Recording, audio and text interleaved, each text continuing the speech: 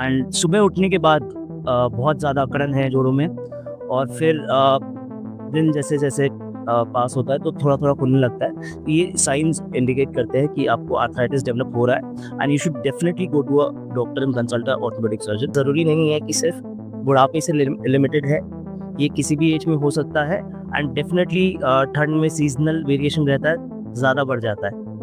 तो इंडिया में हम जब ज़मीन पे बैठते हैं तो घुटना जल्दी खराब होता है। मैंने लोगों को आर्थराइटिस के पेन में दर्द से लिटरली तड़पते हुए देखा है। तो क्या सच में ये इतना दर्दनाक होता है? और दूसरा, अगर होता है तो इस दर्द से रिलीफ कैसे पाया जा सकता है?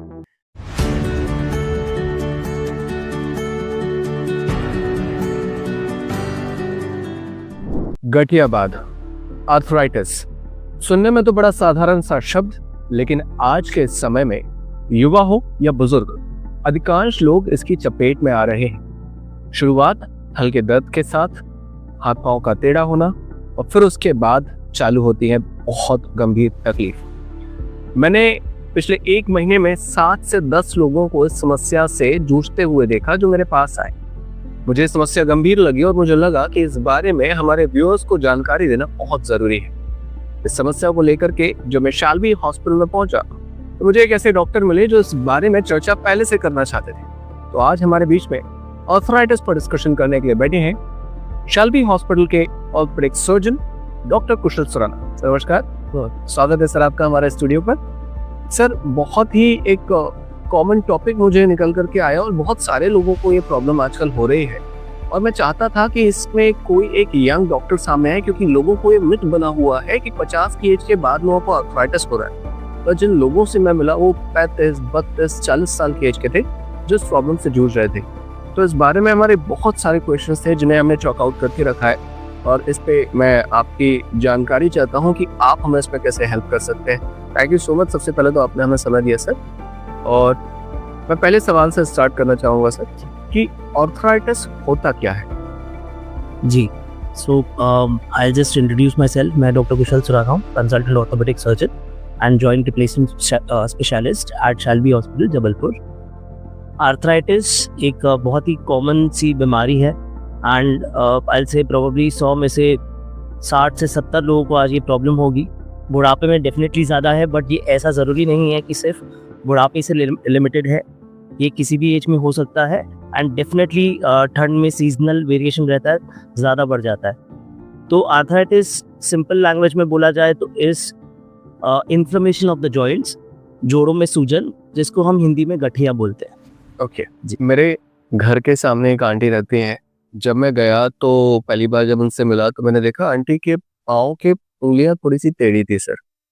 मैंने उनसे पूछा क्या हुआ है, तो बोला आर्थराइटिस हुआ है मुझे, गठियाबाद है मुझे। तो मैंने कहा जब हो रहा था तब आपको पता नहीं चला क्या? तो बोले तब हमने ध्यान ही नहीं दिया। तो क्या कुछ ऐसे सिम्टम्स हो सकते हैं जिसे हम अर्ली वार्निंग साइंस कहें कि अगर आपको ऐसा कुछ हो रहा है तो आप समझो भाई आर्थराइटिस की तरफ इशारा है? तो कुछ ऐसे अर्ली वार्निंग साइंस अगर हमारे व्यूअर्स जानना चाहें तो क्या हो सकते हैं? जी बिल्कुल, ऐसे रहते हैं। सो जोड़ों में अकड़न, कंधा हो गया, आपका घुटना हो गया, या आपके एल्बो, सारे जोड़, कोई भी हाथों की उंगलियां, पैरों की उंगलियां, इसमें अकड़न, इसमें सूजन, मूवमेंट्स में पर्टिकुलरली दर्द हो रहा है। एंड सुबह उठने के बाद बहुत ज़्यादा अकड़न है जोड़ों में, और फिर दिन जैसे जैसे पास होता है तो थोड़ा थोड़ा खुलने लगता है। ये साइंस इंडिकेट करते हैं कि आपको आर्थराइटिस डेवलप हो रहा है and you should definitely go to a doctor and consult a orthopaedic surgeon, क्योंकि ये अर्ली स्टेज है। अभी आप अगर इसको ट्रीट कर लेंगे तो हो सकता है आप अपना जो जोड़ों की लाइफ है वो बढ़ा देंगे। कि तो मतलब अगर आपको सिर्फ हम जनरली ये सोचते हैं सर घुटनों में हो रहा है तो आर्थराइटिस करें, बट आपने जो पॉइंट बताया that is very much valid कि अगर उंगलियों में भी दर्द हो रहा है, जोड़ों में, अगर आपको शोल्डर्स में हो रहा है, कोहनियों में हो रहा है, कोई भी किसी भी जॉइंट पर अगर आपको अकड़न जब सुबह उठने के बाद लग रही है तो that could be a sign towards arthritis, तुरंत डॉक्टर को दिखाना चाहिए। तो अब अगर मैं ये समझने की कोशिश करूं सर कि कौन कौन से ऐसे कॉमन कॉजेज होते हैं जिससे आर्थराइटिस हो सकता है, तो वो क्या होंगे? जी, बोला जाए तो आर्थराइटिस अगर फैमिलियल रिलेटेड नहीं, फैमिलियल ट्रेट से रिलेटेड नहीं, लाइक मैंने जो जेनेटिक कॉजेज बोले, तो देन आपके डेली की लाइफस्टाइल्स अगर ऐसे हैं लाइक योर डाइटरी हैबिट्स कि खाना टाइम पे नहीं खाना या कैल्शियम प्रोटीन इंटेक आपका इम्प्रॉपर है, बहुत ज़्यादा आपका एक्टिविटीज़ बहुत ज़्यादा है, आपके पोस्चरल जैसे आप बैठते हैं, आप चलते हैं, बहुत ज़्यादा लाइक एक्टिविटीज़ कर रहे हैं बट इनटेक प्रॉपर नहीं मिल रहा है बॉडी को, तो then definitely it can develop into arthritis. Nourishment अगर बॉडी को नहीं मिल रहा तो है, इसमें क्या हो रहा है कि वेयर एंड टेयर होता है जॉइंट का, जॉइंट में कार्टिलेज का कवरिंग होता है जो धीरे धीरे घिसते जाता है, उसके बाद जॉइंट का स्पेस कम हो जाता है and then that starts rubbing against each other, उससे आर्थराइटिस डेवलप होता है। okay, what about other habits like smoking, drinking? Definitely smoking drinking will affect your joints. इसके वजह से आपका रोग प्रतिकारक शक्ति your immune power will definitely decrease, उसकी वजह से आर्थराइटिस भी डेवलप हो सकता है। ओके, तो अगर मैं देखूं कि जो फीमेल्स में जो आर्थराइटिस होता है जनरली हमने देखा है कि हमारे यहाँ पर महिलाएं जो है अपना ध्यान नहीं रखती हैं, खाना पीना अच्छे से नहीं खाती हैं, तो उनकी बॉडी में आने का एक रीजन ये हो सकता है। दूसरा जेनेटिकल हो सकता है, जैसा आपने बताया कि अगर फादर को है और फादर को है तो उनकी तरफ से आ सकता है।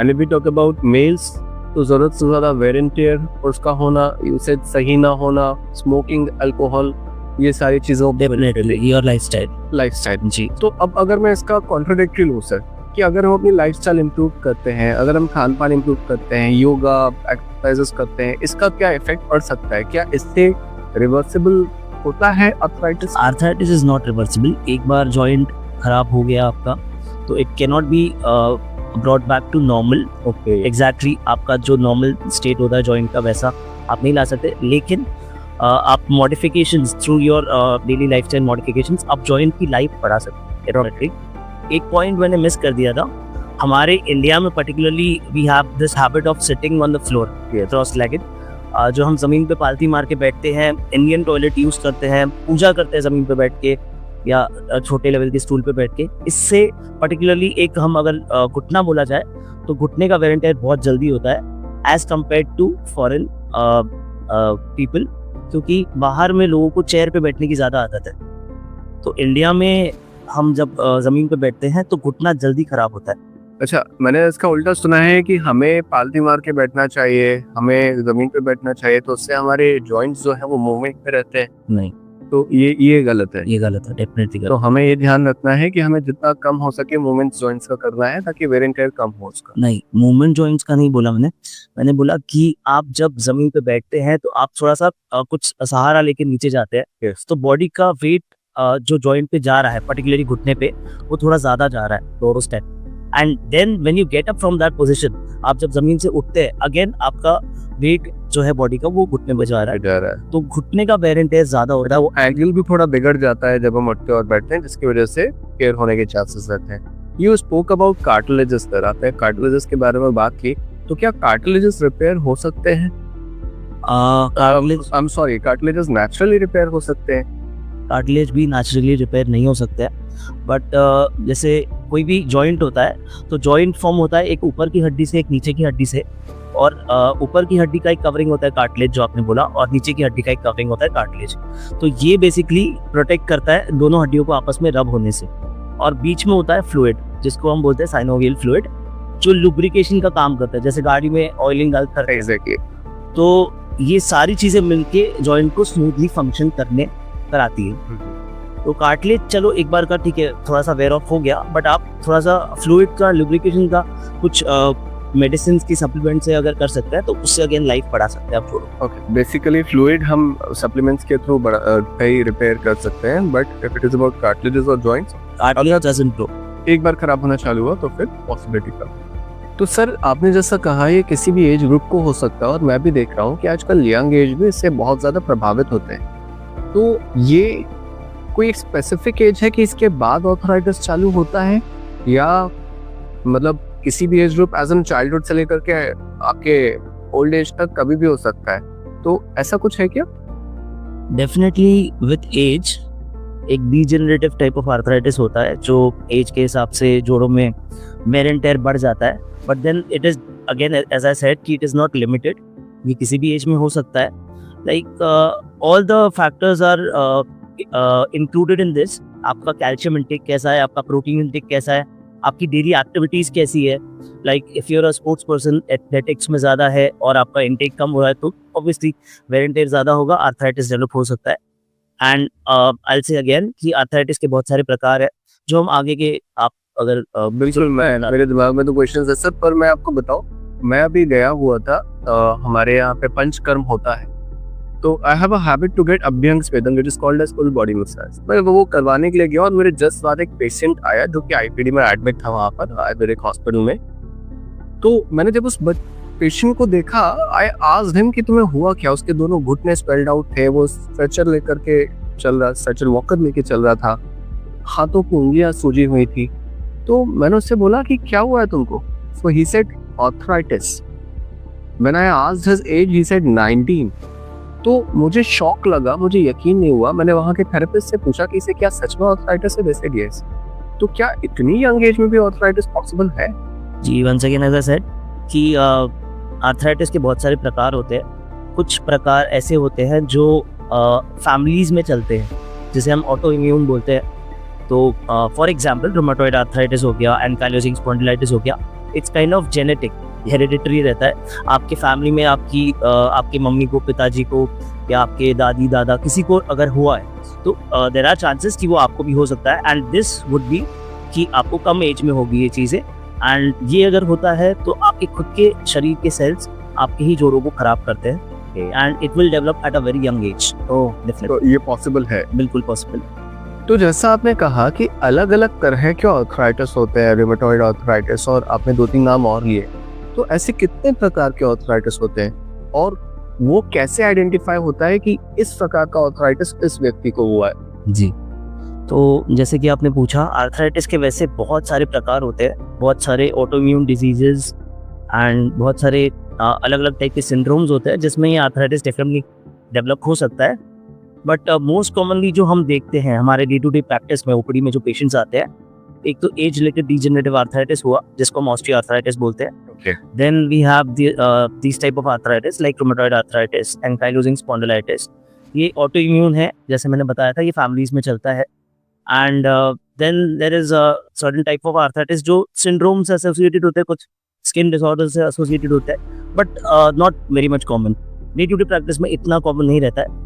आर्थराइटिस बेसिकली इज आपके जोड़ों में सूजन है और हमको उसको ट्रीट करना है। तो ये सारे प्रकार है एंड ये मेन प्रकार है आर्थराइटिस। जैसा आपने बताया स्किन रिलेटेड आर्थराइटिस भी होता है, तो ये स्किन रिलेटेड एज इन क्या, स्किन में सूजन आ जाती है, ये क्या होता है? सोरियासिस नाम की एक स्किन की बीमारी होती है जिसमें जोड़ों का भी इसमें इन्वॉल्वमेंट होता है। अच्छा, ये भी आर्थराइटिस की कैटेगरी में ही है? जी, सोरियाटिक आर्थराइटिस बोलते हैं। और एक प्रकार होता है जिसमें आपके शरीर में यूरिक एसिड की मात्रा बढ़ जाती है, जो ब्लड टेस्ट से हमको समझ में आती है, एंड उससे हमको गाउटी आर्थराइटिस होता है। गाउटी आर्थराइटिस। अच्छा, मैंने कई लोगों का देखा है कि जोड़ों में पेन होता है, जैसे मुझे भी यहाँ पर पेन हो रहा था आज से 4-5 साल पहले, तो डॉक्टर ने कहा अपना यूरिक एसिड चेक कराओ।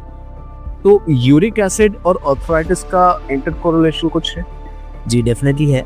यूरिक एसिड की मात्रा अगर हमारे शरीर में बढ़ जाती है तो then there are certain crystals, कुछ प्रकार के क्रिस्टल्स होते हैं जो आपके जोड़ों में जाके डिपॉजिट हो जाते हैं, जमा हो जाते हैं, और वो वहाँ पे सूजन का कारण बन जाते हैं। उसकी वजह से हमें आर्थराइटिस डेवलप होता है, जिसे हम गाउटी आर्थराइटिस बोलते हैं। So that is gouty. So basically अभी जो मैं समझ पाया, एक हमारा होता है रूमेटॉइड आर्थराइटिस, एक होता है गाउटी आर्थराइटिस, एक सोरियासिस जो कि इनके सोरियाटिक आर्थराइटिस होता है, and then you took one more name जो एंकाइलोजिंग स्पॉन्डिलाइटिस। जी, एंकाइलोजिंग स्पॉन्डिलाइटिस क्या होता है? ये अगेन ये हेरिडिटरी चीज होती है, मतलब it runs in families. Autoimmune type of arthritis होता है, inflammatory.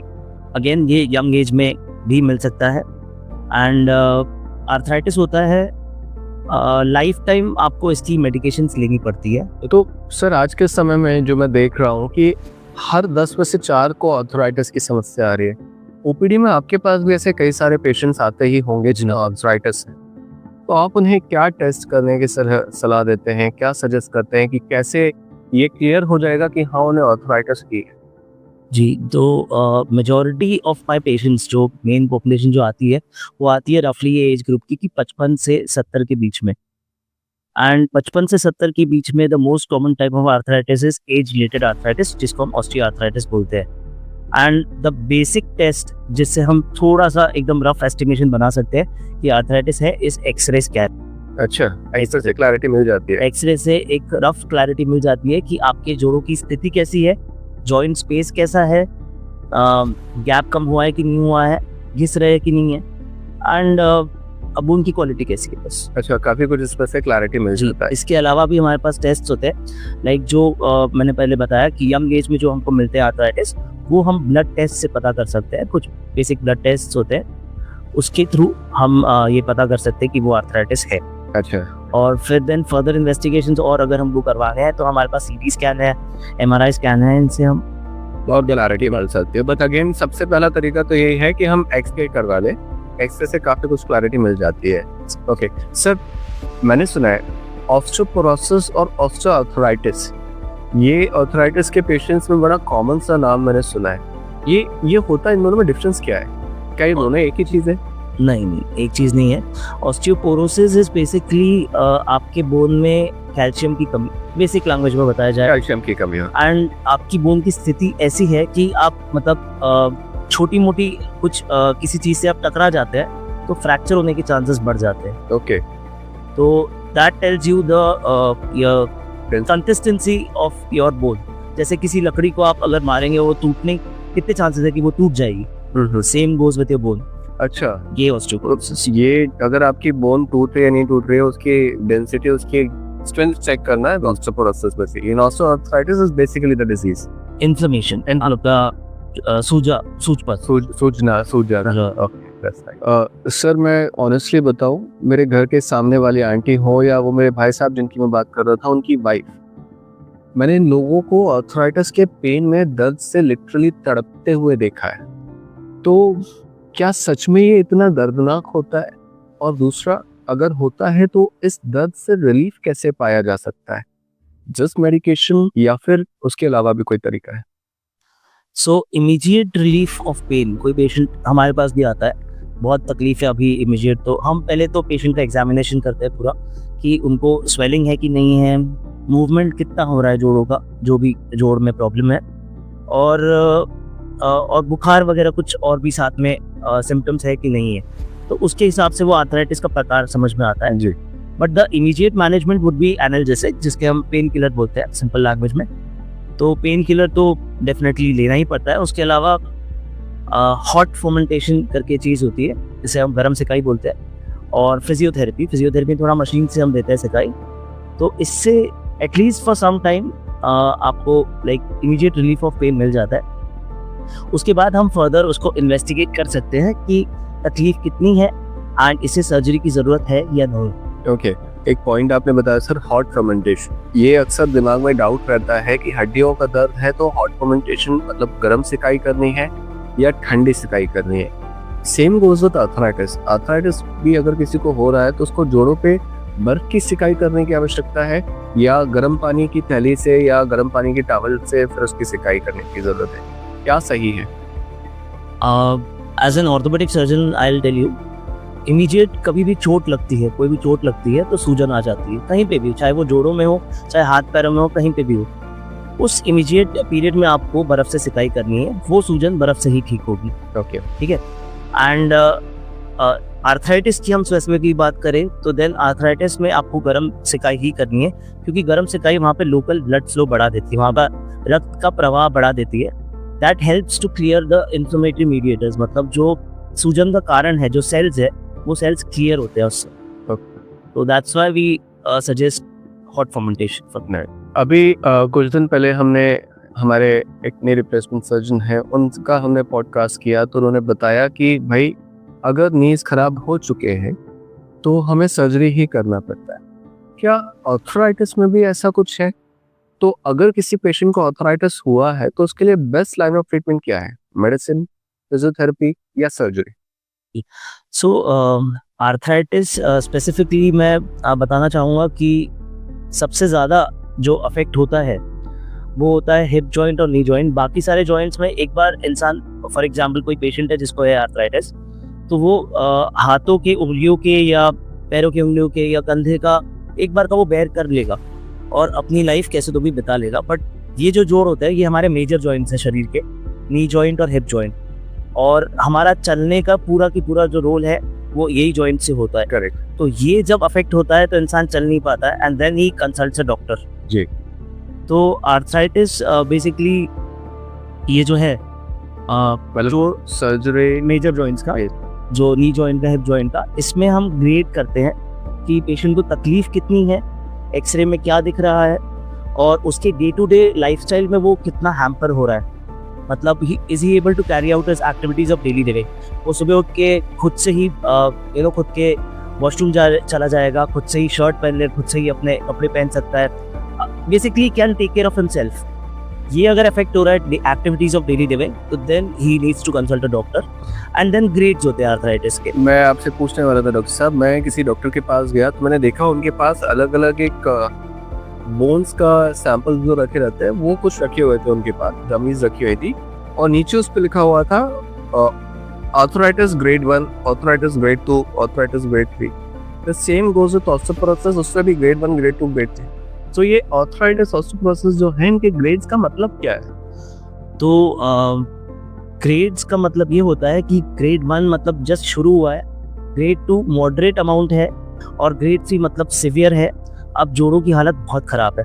But again you have to correlate it with the patient's condition, clinical condition, कि वो उसके एक्टिविटीज को कितना हैम्पर कर रहा है। ग्रेड 3 मैं अगर देखता हूँ एक्सरे में, ऐसा समझ में आता है कि बहुत ज़्यादा खराब है, तो definitely my suggestion would be to go for a joint replacement surgery.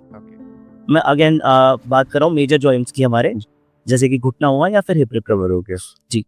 तो ग्रेड के हिसाब से हम लोग पेशेंट्स का ट्रीटमेंट करते हैं। बट देन ग्रेड 1 है, अर्ली आर्थराइटिस है, जस्ट डेवलप हुआ है, तो थोड़ा सा मॉडिफिकेशंस, मेडिसिन्स, फिजियोथेरेपी और हमारे जो डेली हैबिट्स है, इनको मॉडिफाई करके हम डेफिनेटली वो लाइफ घुटने की या जोड़ों की बढ़ा सकते हैं। आपने बहुत एक मेरा दिमाग का डाउट क्लियर कर दिया सर, वरना हमारे दिमाग में सच में हमेशा डाउट रहता था कि किस लेवल पे जाके हमको सर्जरीज करवानी है। आप clearly define these are grades 1, 2 and 3। अगर थर्ड स्टेज पे नहीं पहुंचे तो हम फिजियोथेरेपी और मेडिसिन के थ्रू और लाइफस्टाइल के थ्रू से रिकवर कर सकते हैं। जी, दैट्स रियली अमेजिंग सर। एक ना मुझे मेडिकल साइंस में बड़ी कॉन्ट्राडिक्टरी चीज लगती है आर्थराइटिस को लेकर के। मैंने अक्सर सुना है कि स्टेरॉइड के अधिक इस्तेमाल की वजह से आपकी हड्डियां गल रही हैं या आपको आर्थराइटिस हो रहा है। एट द सेम टाइम मैंने ये भी देखा है कि जब किसी को सीवियर आर्थराइटिस पेन होता है तो हम स्टेरॉइड्स ही देते हैं। तो इसका कोरिलेशन क्या है और ये चीज़ें कहाँ तक सही हैं? जी, तो मैंने बताया कि कुछ प्रकार ऐसे होते हैं आर्थराइटिस के जो यंग एज में पाए जाते हैं, जो फैमिलीज में चलते हैं। उसमें एक स्पेसिफिक टाइप की मेडिसिन होती है जो दी जाती है, और वही जो सूजन का कारण बनती सेल्स है उसको क्लियर करती है, जिसको हम DMARDs बोलते हैं।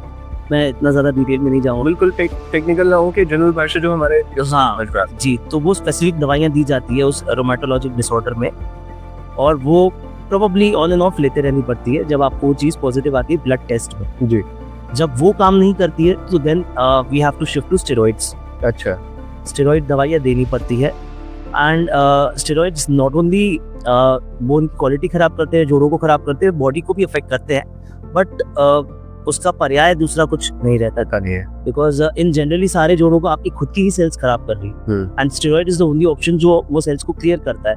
नॉट नेसेसरली कि लॉन्ग टर्म लेना पड़े, बट कुछ समय के लिए लेना पड़े, एंड देन फिर हम उसको कम कर सकते हैं डोसेज को। बट ये हमारे लिए ज्यादा सही रहेगा अगर हम अनबियरेबल पेन से गुजर रहे हैं। एक्सट्रीम जब स्टेज में है तो देना पड़ता है। एक और स्टेरॉइड से रिलेटेड ये चीज़ है कि हम जोड़ों में, जैसे कंधा हो गया या फिर घुटना हो गया, तो इसमें हम जब बहुत तकलीफ रहती है पेशेंट को तो हम लोकली स्टेरॉइड भी देते हैं, इंजेक्शन देते हैं। जी जी जी। तो ये ऐसा होता है कि कुछ पेशेंट्स में जैसे हाइपरटेंसिव है, डायबिटिक है, कुछ सीवियर दूसरी चीज़ है जो ऑपरेशंस नहीं करवा सकते, जॉइंट रिप्लेसमेंट नहीं करवा सकते, then steroid comes to picture कि आप स्टेरॉइड दे सकते हो। उससे क्या होता है कि वो सूजन कम कर देता है और नम कर देता है जोड़ों को, जोड़ों के दर्द को ये कर देता है, नॉट परमानेंटली, 6 महीने साल भर में भी। ओके, बट फिर उसके बाद वापस से आएगा ही और जोड़ों को और वो खराब करेगा। But then again it's like कि सर्जरी ऑप्शन नहीं है, बहुत सारी बीमारियां हैं, ऑपरेशन नहीं करवाना है किसी को, तो फिर स्टेरॉइड ऑप्शन ले सकते। Very nice. आप शाल्वी हॉस्पिटल में पेशेंट्स को देखते हैं, मैंने नाम भी सुना है शाल्वी हॉस्पिटल का when it comes to orthopaedics. तो आर्थराइटिस के मामले में शाल्वी हॉस्पिटल के पास क्या क्या फैसिलिटीज है? जी।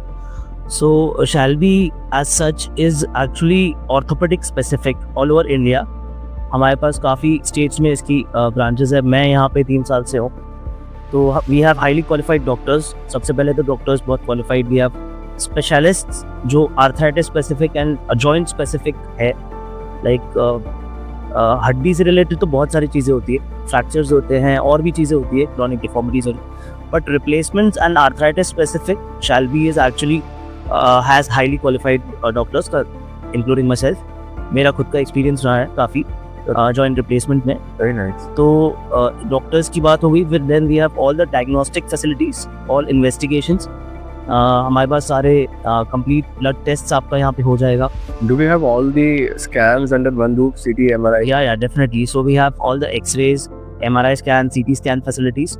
उसके अलावा we have modular OTs, operation theatres, जो वेल इक्विप्ड है Dedicated for रिप्लेसमेंट के लिए स्पेसिफिकली। जी। very nice. So because of this operative time जो होता है, जो मेजर सर्जरीज होती है हमारे यहाँ पे, I will come to joint replacement specifically, तो ये टाइम बहुत कम हो जाता है जब आपके पास बहुत अच्छी सी इक्विप्ड OT होती है, ऑपरेशन थिएटर होता है। Yes. तो टाइम कम हो गया तो पेशेंट का रिस्क फैक्टर बहुत कम हो जाता है। Okay. Right. So the patient is happy and everything goes smooth. Very nice. We have very good ICU facilities. We have very good private rooms and everything. So patient care again is really good here. I've heard one of the best nursing care is in Shalby. Definitely. Yeah. Very nice. तो sir काफी अच्छे तरीके से आपने और काफी सरल भाषा में हमारे व्यूअर्स को बताया कि ऑर्थराइटिस होता क्या है, उसके प्रकार क्या होते हैं। जैसे रेमेटॉइड ऑर्थराइटिस आपने बताया, age related arthritis, then skin process arthritis जो आपने बताया। इनफैक्ट मैं भी अभी कहूँ तो मुझे भी काफी कुछ क्लैरिटी मिल चुकी है ऑर्थराइटिस के बारे में। पर अगेन हमारा पॉडकास्ट का आखिरी सवाल हमेशा होता है हमारे सभी कंसल्टेंट से, डॉक्टर से, कि अगर जाने से पहले हमारे व्यूअर्स को ऑर्थराइटिस के लिए आप कोई एक सलाह देना चाहें तो सलाह क्या हो? जी डेफिनेटली। तो सबसे पहले तो यही चीज़ है कि आप आर्थराइटिस डेवलप ही ना होने दें। अपनी खुद की लाइफस्टाइल मॉडिफिकेशंस, आपके हैबिट्स, डेली आपका जो डाइटरी कैल्शियम इंटेक है, अगेन प्रोटीन इंटेक है, milk and milk related products and protein powder, या फिर खाने की बहुत सारी चीज़ों में you will get the protein supplements and then exercises. Right. आप मसल्स को अगर स्ट्रॉन्ग करते हैं तो जोड़ों पे प्रभाव कम आता है। वाह, दैट्स नाइस, अमेजिंग। तो मसल्स को स्ट्रॉन्ग बनाइए, ऑटोमेटिकली आर्थराइटिस के डेवलप होने के चांसेस कम हो जाएंगे। बट स्टिल अगेन आर्थराइटिस अगर डेवलप हो जाता है तो घबराने की कोई बात नहीं है। We have well equipped doctors. Shalby hospital particularly में आप दिखा सकते हैं and everything is treatable, at least I will say treatable, but still again precaution is better than cure. आप डेवलप ना होने दें, बट हुआ है तो you can consult here at Shalby hospital. That's so nice, sir. That's amazing. So friends, जैसा sir ने बताया, precaution is better than cure. तो आप है doctor Kushal Surana, knee joint replacement surgeon, orthopaedic surgeon of Shalby hospital. अगर आपके दिमाग में भी ऑर्थराइटिस से रिलेटेड कोई भी क्वेश्चन आता है तो आप हमें नीचे कमेंट पर बता सकते हैं, और आप चाहे तो नीचे डिस्प्ले हो रहे नंबर पर हमें कभी भी कॉल लगाएं। कोई भी टॉपिक आपके दिमाग में है, हम आपके साथ हैं। बने रहिए हमारे साथ Shalby पॉडकास्ट के लिए। तब तक के लिए नमस्कार।